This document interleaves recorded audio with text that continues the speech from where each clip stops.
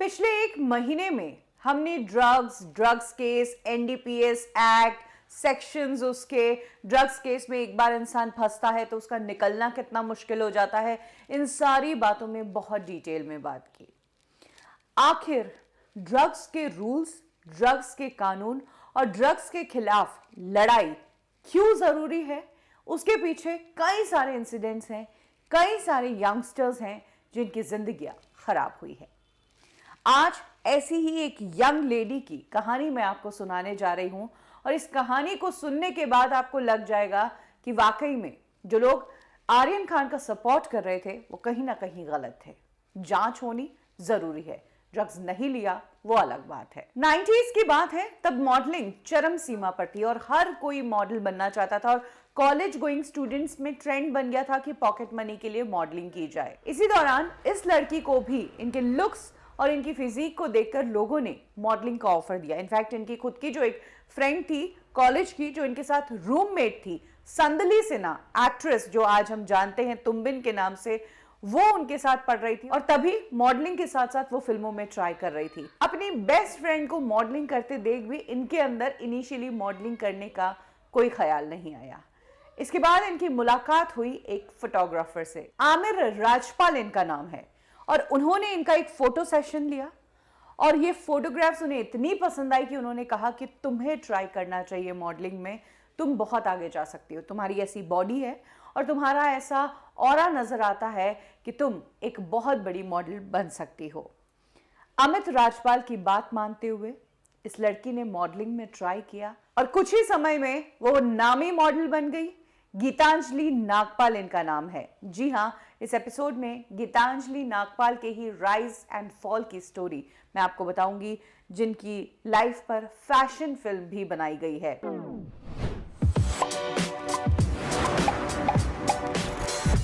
गीतांजलि नागपाल एक बेहतरीन मॉडल कब बन गई उन्हें पता ही नहीं चला।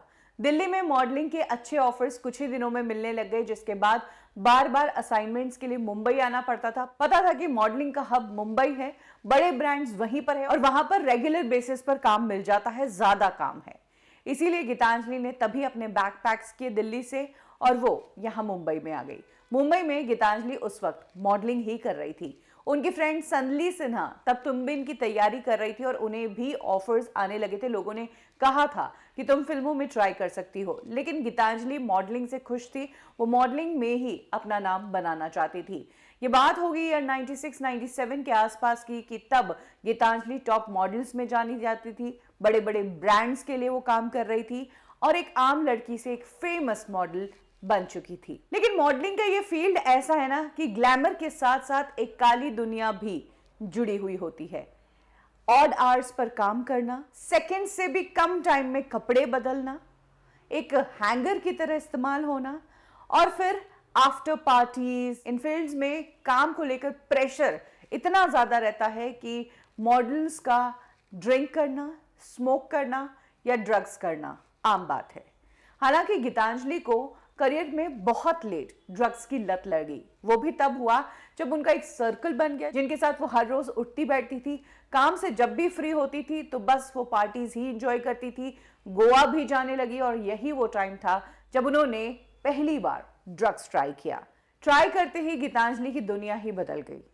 उन्हें ये ड्रग्स बहुत पसंद आया और धीरे धीरे ऐसा हुआ कि कारण कोई भी रहा हो, उसका सेलिब्रेशन या उसका मातम सिर्फ ड्रग्स से ही बनता था।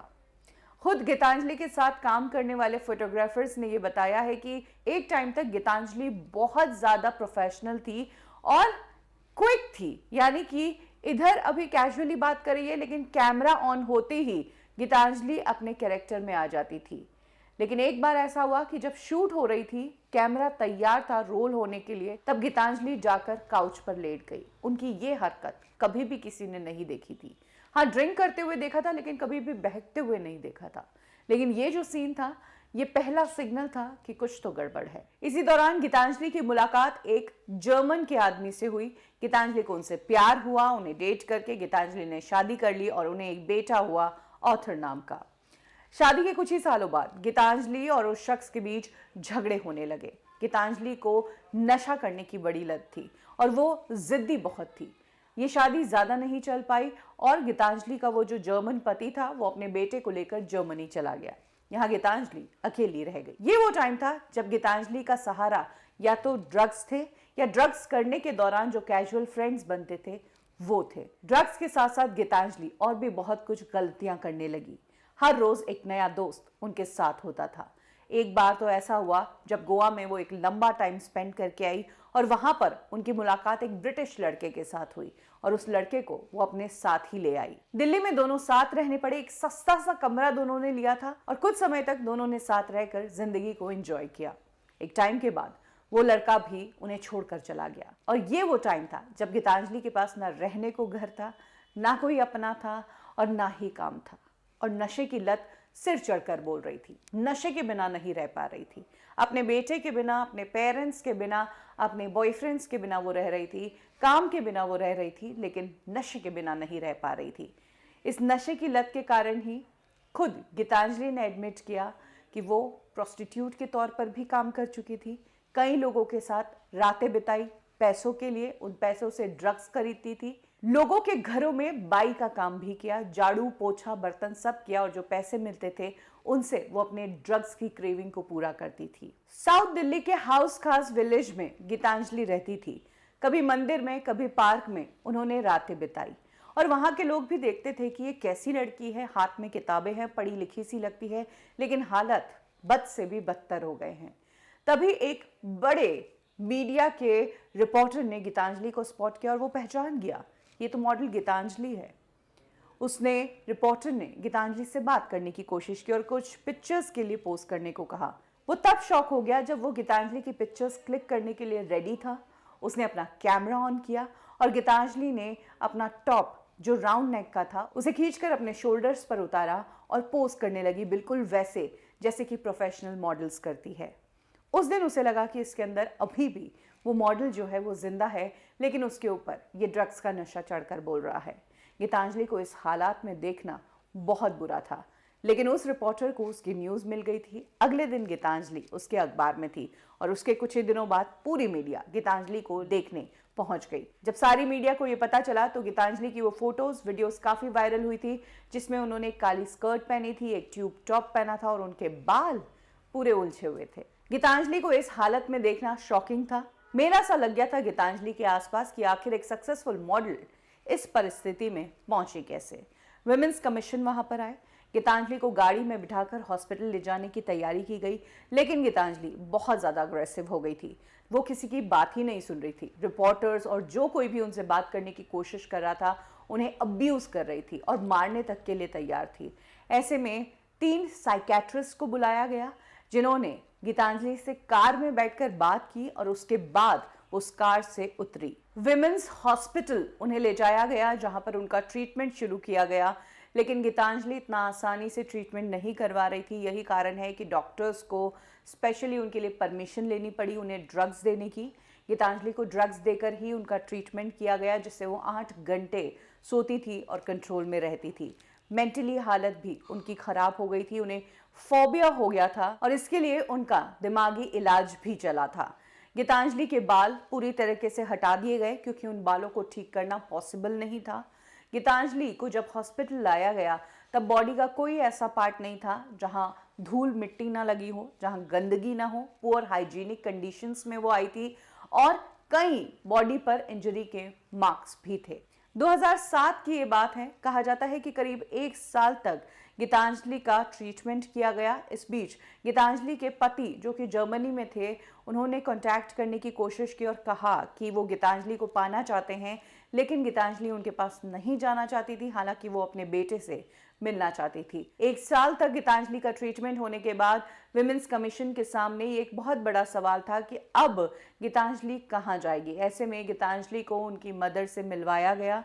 गीतांजलि को मदर के साथ हरिद्वार में एक कमरे पर भेजा गया, जहां पर दोनों कुछ समय के लिए हरिद्वार रहने के लिए चली गई, जहां पर अच्छा माहौल, फ्रेश पानी, फ्रेश हवा। इसके बीच गीतांजलि जो किसी दुनिया से आई थी उससे दूर चली गई और अपनी पिछली लाइफ को भुला पाए, उन ड्रग्स से दूर जा पाए और वो जो पागलपन उन पर सवार था वो सब भुला पाए। इसीलिए गीतांजलि को एक रिहैब के तौर पर वहां भेजा था। जिस वक्त गीतांजलि का दिमाग ऑलमोस्ट ठीक हो चुका था, वो नॉर्मल होने की स्थिति में थी, तभी यहाँ बॉलीवुड ने उनके साथ एक गंदा गेम खेला। वो ये कि उन्हीं की लाइफ पर एक फिल्म बना दी। मधुर भंडारकर उस टाइम फैशन फिल्म बना रहे थे और तभी गीतांजलि का जो ये इंसिडेंट हुआ, मधुर भंडारकर ने पूरा का पूरा ये इंसिडेंट अपनी फिल्म में डाल दिया। कंगना रनौत को गीतांजलि के रोल में लिया गया। कुछ सीन्स हैं फैशन फिल्म में जहां कंगना फुटपाथ पर मिलती है या ड्रग्स के लिए तड़पती है, ये सारे सीन्स गीतांजलि की रियल लाइफ से ही लिए गए। हालांकि मधुर भंडारकर ने इन एलिगेशंस को नकारा। उन्होंने कहा कि ऐसा कुछ नहीं है, हमारे किरदार को तो हमने पहले ही लिख दिया था गीतांजलि वाले इंसिडेंट से ही। मैंने इस फिल्म को बनाने के लिए कई सारे मॉडल से बात की और काफ़ी मॉडल्स ने इस तरह की मुझे कहानियां सुनाई है, इसीलिए कहानी गीतांजलि से ज़रा भी मैच नहीं होती है। तो इस तरीके से विमेंस कमीशन जिसने फैशन मूवी को रोकने की कोशिश की थी, वो रुकी नहीं, वो फिल्म रिलीज हुई। हालांकि गीतांजलि को फिल्म से इन सारी चीज़ों से कोई लेना देना नहीं था और ना ही वो ये सब जानना चाहती थी। तो ये है कहानी उस लड़की की जो गई थी मॉडलिंग करने, सक्सेसफुल भी हुई, लेकिन इस इंडस्ट्री में आने के साथ कुछ और भी चीज़ें आपके साथ आती है। ये आप पर डिपेंड करता है कि आप उन चीज़ों से कितने अट्रैक्ट होते हैं, कितना उन चीज़ों में जाते हैं और कितना अपने करियर को लेकर फोकस रहते हैं। ये कहानी एक गीतांजलि की है, ऐसी कई कहानियां हैं जो हमारे देश में कई लोगों के घरों का हिस्सा है। कई ऐसे यंगस्टर्स हैं जिनके अंदर इस तरह की बातें होना कि मैं बहुत हाई था, मैंने उस दिन ये ट्राई किया, ड्रग्स ट्राई करने की बातों को बहुत ही फैसिनेशन से सुना जाता है और जितना फैसिनेशन उतना ही उसकी तरफ झुकाव होता है कि आखिर ऐसा क्या होता है, हमें भी ट्राई करना है। ट्राई करने के नाम से शुरू होता है ये ड्रग्स, जो आपकी जिंदगी को बर्बाद करके छोड़ता है और कई बार तो जिंदगी रखता ही नहीं है। यही कारण है कि इस ड्रग्स से लड़ाई बहुत जरूरी है। जो कानून है, जो नियम है, वो सख्त इसीलिए है और इसीलिए मैंने आपसे कहा था कि जो लोग आर्यन खान को सपोर्ट कर रहे हैं उन्हें ये सुनना बहुत जरूरी है कि चाहे शाहरुख के बेटे हो या किसी के भी बेटे हो, अगर आप ड्रग्स मामले में पकड़े गए हो, आपके आसपास से ड्रग्स पाया गया है, चाहे आपने नहीं लिया हो, चाहे आपके पास नहीं हो, लेकिन आपको चेकिंग करवाने में क्या प्रॉब्लम है? जांच तो होनी चाहिए।